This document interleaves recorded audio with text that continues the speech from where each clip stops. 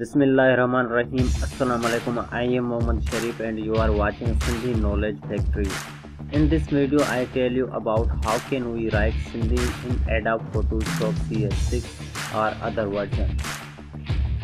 अज असां इन वीडियो में इहो सिखंदासीं त असां पंहिंजे कंप्यूटर में Adobe Photoshop में कहिड़ी तरह सां सिंधी लिखी सघूं था।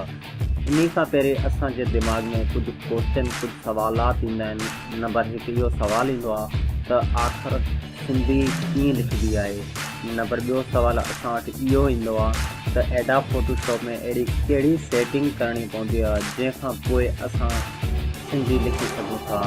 इन्हनि सवालनि जा जवाब अव्हांखे इन वीडियो में ॾींदुसि, लेकिन इन वीडियो में वधण खां पहिरीं अव्हां सां हिकु नंढड़ी गुज़ारिश कंदुसि त बराए महिरबानी असांजे हिन चैनल खे सब्सक्राइब करो त जीअं असांजी ॿी अचण वारी वीडियो मिली सघे। सभिनी खां पहिरीं अव्हांखे इहो ॿुधाईंदो वञा त अव्हां आसानी सां सिंधी पंहिंजे कंप्यूटर में लिखी नथा सघो।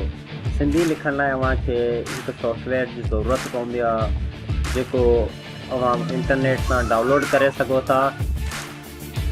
उहो इंटरनेट सां कीअं डाउनलोड कबो आहे इन जो तरीक़ो अव्हांखे पहिरीं ई हिकु वीडियो में ॿुधाए चुको आहियां, जेका वीडियो असांजी चैनल में मौजूदु आहे ऐं जंहिंजो लिंक अव्हांखे हेठि डिस्क्रिप्शन में ॾेई छॾींदुसि। तव्हां उतां इहो ॾिसी सघो था ऐं अव्हां इहो सिखी सघो था त असां इंटरनेट तां कीअं सिंधी जो सॉफ्टवेयर डाउनलोड करे सघूं था ऐं उन खां पोइ असां सिंधी लिखण जे क़ाबिल कीअं थी सघूं था।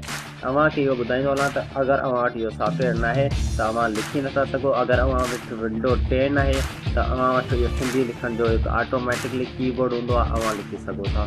पर कुझु विंडोज़ में जीअं विंडो 7 ओल्ड थी वियो उन में कोन्हे, XP ओल्ड थी वियो उन में कोन्हे, 8.1 जेको विंडो आहे उन में बि कोन्हे। त अव्हांखे ॿुधाईंदुसि जंहिं वटि कोन्हे उहे इन सॉफ्टवेयर खे लाज़मी इंस्टॉल कनि।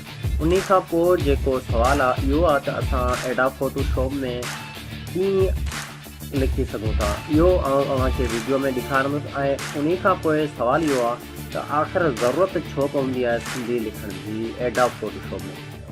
इहो कुझु अहिड़े तरह ते आहे त Adobe Photoshop में असां सिंधी इन लाइ लिखंदा आहियूं त असां पंहिंजे ऑफलाइन अर्निंग करे सघूं, ऑनलाइन अर्निंग करे सघूं या असां पंहिंजो कारोबार खोले सघूं।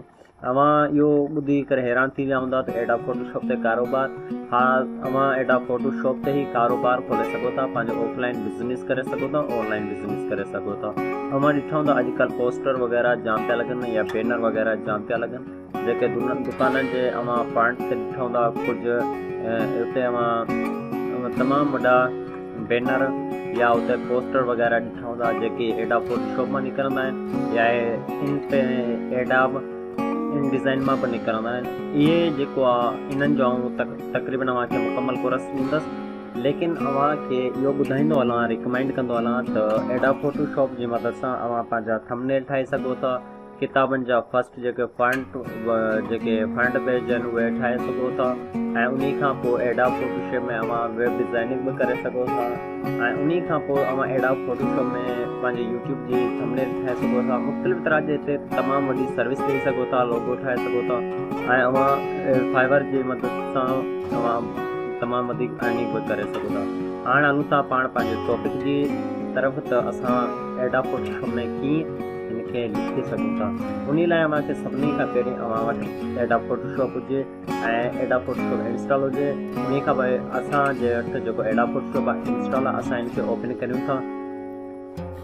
ओपन करण खां पोइ ही इंटरफेस अव्हांजे साम्हूं ईंदो। देन अव्हांखे करिणो छा, सभिनी खां पहिरीं ही जेका सेटिंग आहे इहो अप्लाई करणी आहे। अगरि अव्हां वटि कंप्यूटर में सिंधी जेको आहे इंस्टॉल थियल आहे लेकिन ही सेटिंग न कंदो त हीअ अव्हां वटि न लिखंदी। इन लाइ अव्हांखे सभिनी खां पहिरीं एडिट में वञिणो आहे ऐं प्रेफरेंसिस ते वञी करे टाइप ते अचिणो आहे। हिते अव्हां वटि सेटिंग हूंदी एशियन, अव्हांखे हितां खां रिमूव करे मिडिल स्ट्रैंड ते अची ओके करिणो आहे। उन अची देन अव्हां वटि हिते का बि फाइल ठाहिणी आहे जेका अव्हां पंहिंजे हिसाब सां हिनजी विड्थ ऐं हाइट जेको आहे लॻाए सघो था, रेज़ोल्यूशन लॻाए सघो था। देन हिते हाणे अव्हां बिल्कुलु आसानी सां लिखी सघो था सिंधी। हाणे अव्हांखे कुझु लिखी ॾेखारियां थो। जी आऊं लिखां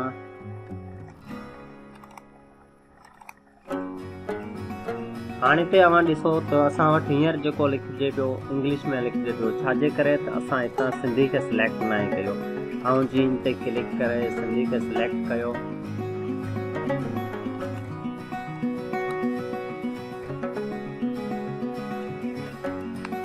असांजो सिंध ही ॾिसो अव्हांखे लिखी ॾेखारियो आहे असांजो सिंध। इन सूरत में अव्हां हिते सिंधी खे इस्तेमालु करे सघो था ऐं हितां पंहिंजो सिंधी जो फॉन्ट सिलेक्ट कजो। महिरबानी करे अव्हां सिंधी जो ई फॉन्ट सिलेक्ट कजो। ईअं न थिजे त अव्हां अरबी जो सिलेक्ट करे वेठा हुजो ऐं अव्हां वटि सही तरह सां जेको आहे फॉन्ट न ईंदो। उमेद करियां थो त अव्हांखे हिन वीडियो में एडोब फोटोशॉप में सिंधी लिखण जे मुतालिक़ ॼाण ज़रूरु मिली हूंदी। अगरि अव्हां असांजे हिन चैनल खे अञा ताईं सब्सक्राइब न कयो त असांजे हिन चैनल खे सब्सक्राइब करियो ऐं असांखे कमेंट करे इहो ॿुधायो त असां कीअं सम्झायूं था, छा असांजो सम्झाइण जो तरीक़ो सही आहे या ग़लति आहे। इहो असांखे ॿुधायो ताकी असां वटि जेके वीक पॉइंटूं आहिनि उहे असां क्लियर करूं ऐं असां पंहिंजी जेको स्ट्रॉन्ग टाकिंग पावर आणे सघूं ऐं अव्हांखे सही खां सही सम्झाए सघूं। इनशाला असां हाणे ॿी वीडियो में अची मिलंदासूं। जेसीं ताईं अल्लाह हाफ़िज़।